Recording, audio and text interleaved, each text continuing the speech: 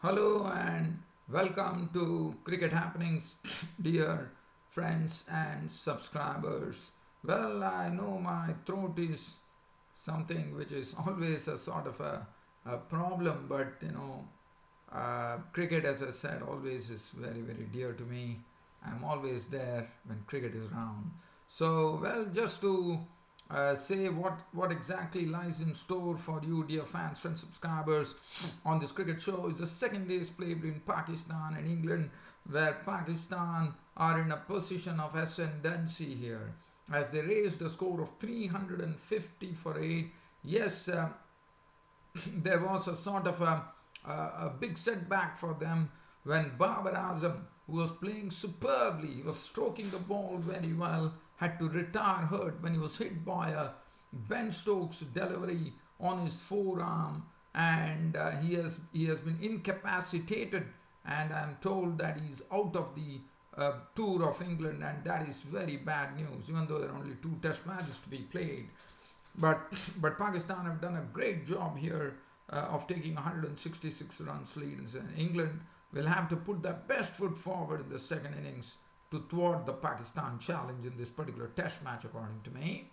And other than that, we'll have a look at some cricket news with the Global T20 Cricket League making its entry into Canada for the first time, and also the West Indies squad, which was announced for the West Indies squad, which is going to take on Sri Lanka, where Sri Lanka would be touring the West Indies, which starts on June 6. I'll be talking about the team as well. But definitely, I'm going to dwell on length on this particular match. That is, we are talking about the second day's play in the first Test match at Lord's between Pakistan and England. So Pakistan resumed their overnight, resuming on their overnight score of 50 for 1. Azhar Ali and Harris Sohail were the batsmen at the crease at that time. Azhar Ali, well, he did a good job. He went on to score 50 runs, and they pushed on. They pushed on the score very well. Well, today England's fielding, I have to say that they dropped a lot of catches, a lot of edges going a begging, which was sad to see, and especially considering that England had posted a very low total. It was very essential that they picked up all the catches that they came their way, but they grasped it, and there was also a lot of fielding lapses in total. And so Azhar Ali and Harry Sohail slowly started doing their work in a workmanlike manner as they carried on the score from yesterday when 37 runs were added by Azhar Ali and Harry Sohail. The first wicket fell. Harris Sohail was the victim. Mark Wood actually getting him caught behind for 39 with 5 boundaries. After that, Asad Shafiq came in, and if you, I'm not going to go into any detail. I will just give you a brief summary. So Azhar Ali played well for his 50 with 6 fours. He was LBW bowled Anderson. Asad Shafiq, there were good contributions, and especially considering the fact that the best partnership was between Asad Shafiq and Babar Azam. They were 119 for 3 when Azhar Ali departed, but Asad Shafiq, he was playing in a sort of a restrained manner. He knew that he was one of those experienced blokes in the team, and he really decided to take up the mantle. But Babar Azam was flowing in confidence. One was really seeing some very fluent strokes played by Babar Azam, and this partnership was doing a great job for Pakistan. From 119 for 3, they took on the score 23, and especially Babar Azam. As I said, he was doing a fine job. He was stroking the ball fluently and superbly, and especially his cover driving was a treat to watch. And he was looking absolutely in fine nick, getting the ball from the meat of the bat. But and after that, Asad Shafiq contribution was 59 with 6 fours and 1 6. Today, the best bowler, Ben Stokes, actually went on to he went on to hit Babar Azam with a short delivery on his forearm, and Babar Azam was looking very, very good at that stage. had to retire hurt at 68 with 10 boundaries, 10 glittering boundaries in that knock of Babar Azam, which was a treat to watch. Sarfaraz Ahmed was dismissed cheaply by Stokes, and Stokes was the bowler who really impressed a lot. He was the one who really bowled his heart out today by picking up a lot of wickets. Shadab Khan and Fahim Ashraf joined in a very entertaining partnership where they started getting runs pretty quickly, and Shadab Khan was so impressive, and Shadab Khan is definitely I think Pakistan will be very happy to see that not only Shadab Khan, they also had two good all-rounders in the middle, and both are future players for Pakistan, no doubt about it. And Shadab Khan, already a leg spinner, and what a knock from Shadab Khan. He played some very good shots. At the other end, Fahim Ashraf was also doing the same, and I would say the Fahim Ashraf was more aggressive of the lot, but nevertheless it was another good partnership, and I thought Pakistan did very well to really be there at the center and frustrate the English bowlers, as Shadab Khan's contribution was 52 with 6 boundaries, and Fahim Ashraf contributed 37 with 7 boundaries. And Hassan Ali was a victim of Anderson for not. And when stumps were drawn for the day, the England-Pakistan had taken a 166 runs lead in the first innings, with the score standing at 350 for 8, and still it's an unfinished article with 2 more wickets. And Babar Azam does not, especially the Babar Azam being the news coming in that Babar Azam has been incapacitated and he will be out of the this England tour, which is very sad. But then Mohammad Amir showed some all-round capabilities as well. Just gutted it out at the centre with 19 runs, facing the second new ball, and he made 19 unbeaten runs with 3 boundaries. Abbas was not out or not, as 166 runs lead. England definitely in a position of ascendancy in the first test at the Lord's Cricket Ground. As far as the bowling was concerned, but the best bowler was Ben Stokes by any sense of imagination. 22 overs, 5 made in 73 runs and 3 wickets. And a close second was James Anderson, also bowled well. 26 overs, 6 minutes, 82 runs and 3 wickets. 1 wicket apiece to Stuart Broad and Mark Wood. 23-9, 51 for Broad, and also Mark Wood 22-4, 74-1. And Dom Best, the right arm offie, on his debut, I wouldn't say he didn't bowl with a lot of guile, I reckon, and that comes through experience. But he bowled 17 overs in which he was taken for 59 runs. So that is as far as this particular match is concerned. So as I said, it's an unfinished article. Pakistan would be aiming to get a 200 runs lead. 166. They still have Amir at the crease who can bat. And other than that, yes, and the Babar Azam, one doubts whether he will be in a position to bat because he has been ruled out of the tour as well. Essentially this is the last wicket for Pakistan, and if they can eke out some runs, probably Mohammad Amir can do something and see to it that they can get under 30 odd runs. Pakistan would have a psychological advantage over England by taking a 200 runs lead in this first test match. So that would be seen tomorrow morning on the third day's play. From here, let's have a look at some cricket news. Now, this cricket news which I am talking about is coming right from where I am speaking. As you know, I'm broadcasting this cricket show to you every day through my own studios, my home studios, I would say, from Canada, as you would all know. So I'm very glad to say that Canada here is bringing the T20 Cricket League into the picture. The global T20 Cricket League is the first time that a Canadian T20 league is about to kick off, and I'm going to give you a sort of an overview on this particular tournament that is coming club, the global T20 league as we call it. So let's have a look as to what lies in store. So this is a global T20 Canada Cricket League which is coming here, and some marquee players will be seen in Canada. And as you know, this time of June and July, It's very, very sunny and bright here in Canada, and it's the right time to play cricket. And I'm very happy to see that this Global T20 Canada is coming to Canada, and the marquee players will be gracing this tournament. Shahid Afridi, the former basher, former blaster from Pakistan; Dwayne Bravo, a versatile all-rounder from West Indies; Chris Gayle, the marauder from the West Indies; Chris Lynn, the Australian big hitter and a real future for Australia; Lasith Malinga of Sri Lanka, the one who has really made the stumps fly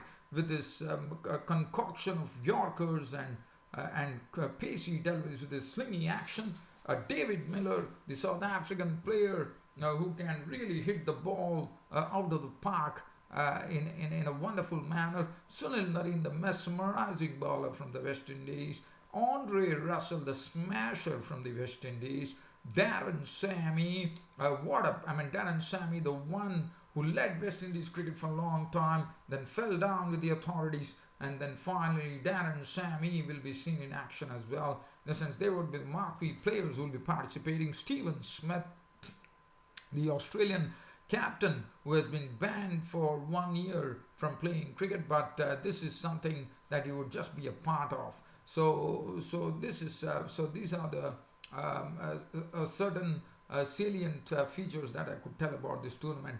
And this is the Global Canada T20 tournament, which is going to be started at the end of June here in Toronto. And I think this is going to be a great boost to cricket as far as Canada is concerned. And one probably is looking out for more sponsors coming in. And also some marquee coaches would be into the mix as well. Phil Simmons, Tom Moody of Australia, Heath Street from Zimbabwe. And also there are a lot of there's a lot of money at stake as well. This Global T20 team, I'm told there are going to be 5 franchises will be taking part of the trip. Toronto Nationals will be there. There will be Vancouver Knights, Winnipeg Hawks, Montreal Tigers, and the Edmonton Royals. And also the 6th team, there will be a Caribbean All-Stars consisting of West Indian domestic players as well. And all the matches, the entire tournament is going to be taking place at the Maple Leaf Cricket Club. It's a small village place in the King City in Ontario, the small rural village there. And all the matches will be played at the Maple Leaf Cricket Club in King City. And I'm told that the Maple Leaf Cricket Club does not have, as you know, cricket is definitely in its infancy in Canada. It's not really taken off despite the sort of injection being given as far as money or sponsors are concerned, with a lot of banks coming in to sponsor the cricket tournament in the past. I'm not talking about this. Temporary structures to create it's a 7,000 seat stadium structure.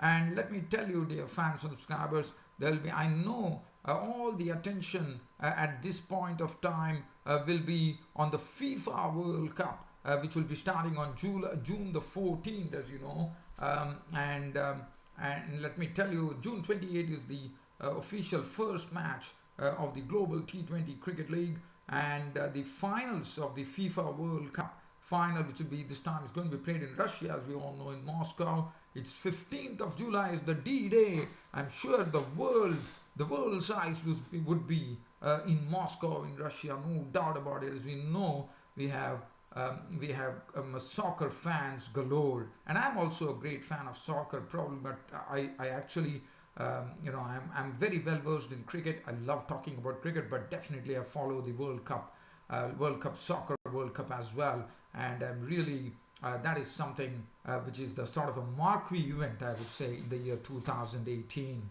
as far as sports are concerned. So FIFA World Cup, it's on July 15th. So the tournament final, the reason I'm saying that is because the final of the Global T20 Cricket League at the Maple Leaf Cricket Club located in King City, Toronto, Ontario, will be on that particular day, 15th of July, when the FIFA World Cup final would be played in Moscow.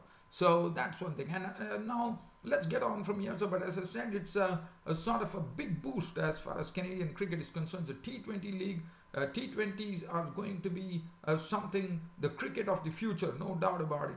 So one really understands as to what sort of in the sense what sort of entertainment value it has, what sort of tremendous value it has as far as as Canadian cricket is concerned. Now I'm going to talk about some cricket news. We are talking about the West Indies squad, test squad, which has been selected to actually take on the Sri Lankans. The Sri Lankans would be touring the West Indies. The official test series, home test series, which starts against Sri Lanka on 6th of June. So we are going to have a look at the squad. The last time the West Indies played a test match in the test it was in 2018, 17 I reckon, and it was played against New Zealand in New Zealand. So let's have a look at the West Indies test squad. So the one very prominent thing that one sees is that Devon Smith, who has been scoring very well in domestic cricket in West Indies, has been called back. He's coming back and he's making a comeback into the West Indian team after a gap of 3 years. And also there is a rookie by the name, an uncapped wicket-keeper batsman, Jamar Hamilton, who is also, these are the two ones who are coming to the West Indian team. And looking at the team that played in December 2017 against New Zealand in New Zealand, Sunil Ambris, Jermaine Blackwood, Alzari Joseph due to an injury, and Raymond Reefer have lost their places in the team. Alzari Joseph, unfortunately, is a tall, is a lanky, young fast bowler who is impressive, no doubt about it, and he is someone who wouldn't be a part because of a stress fracture in his back. But other than that, and the tests that are going to be played, other than that, Jason Holder will lead the team. Devendra Mishu, Craig Brathwaite, Roston Chase, another very talented cricketer. Miguel Cummins, the pace bowler for West Indies. Shane Dowd is the wicket keeper. Shannon Gabriel will be part of Miguel Cummins with the new cherry. Jamar Hamilton is the wicket keeper. Shimron Hetmere, Shai Hope, Kieron Powell, Kemar Roche, and Devon Smith. And looks a very strong team on paper, the West Indians. But one has to see whether they can translate into action. And as far as the test matches are concerned, it's going to be the first test match is going to be in Trinidad and Tobago, June 6 to 10, St. Lucia 14 to 18. Barbados, there will be a day-night match. Day-night, the first day-night test match ever hosted by the West Indies with a pink ball, and that is something, a sight to see, when the day-night match would be played at Bridgetown in Barbados, June 23 to June 27. So we see a lot of things coming up. So a lot of cricket in store, dear fans, friends, and subscribers, in the coming months that is coming, and especially, as I said, in Canada, the Global T20 Cricket League, which is going to be played for the first time, is something which is one is really looking forward to it, because it is going to be played in some wonderful, as you know, Canada is a cool country. Basically, it's all about it's a very cool country, but you only get probably at the most 2 or 3 months of real summer, and that is the time it is going to be played. So Canada will be rocking in the Global T20 Cricket League, and as I said, it's a big boost. I'm very happy to see that this is the way to go. T20 Cricket League has been given a boost, Canada gets a boost, and this is the way that one can really improve things for the future as far as Canadian cricket is concerned. So one looks forward to this Global T20 Cricket League becoming a big success in Canada, and also paves the way for Canadian cricket to shine in the future. Well, dear fans and subscribers, this being said, it's about time for me to pull the curtain down on this daily cricket show of mine by bidding you all goodbye.